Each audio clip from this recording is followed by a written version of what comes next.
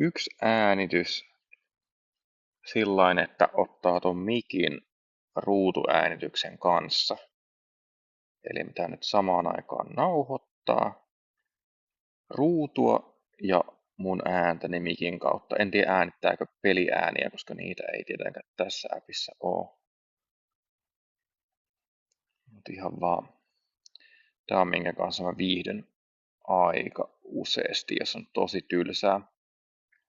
Tää on siis klooni sellaisesta piirto-ohjelmasta, joka oli aikoinaan tietokoneelle. Alchemy oli sen nimi, ja se oli mulle ensimmäinen Paint-softa, missä tuotiin esille konsepti siis tällaisesta brushista, joka maalaa maskin, että sen sijaan, että se jättää suoraan jälkeen viivaa, niin se on tällainen maskialue, mikä sillä maalataan.